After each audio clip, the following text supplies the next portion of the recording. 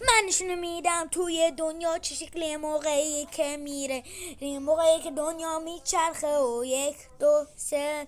نمیتونم استراحت کنم بخاطر اینکه اینا میرم تو صورتم، بخاطر اینکه تو اجازه نمیدی.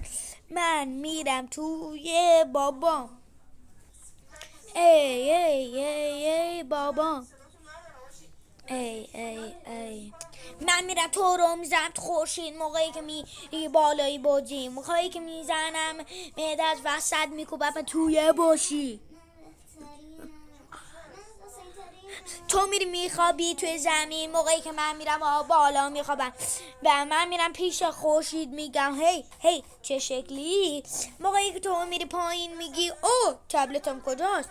من میگم موقعی که تویی میگم که لعنت احمقت، تو بلد نیستی حرف بزنی، تو کسافتیت. میره تو دنیا نمیتونی بری توی دنیا، به خاطر اینکه من میرم توی دنیا شکسته میدم. بعدشم تو میگی چی کار کنم؟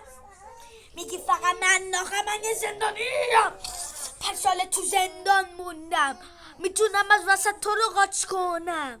فکر میکنی من یک کسیم که بازی میکنی؟ نمیدونی من تو زندان بودم. من تو زندان میمونم. تو نمیدونی چی کار کنی موقعی که من دام دام دام دام بالتم.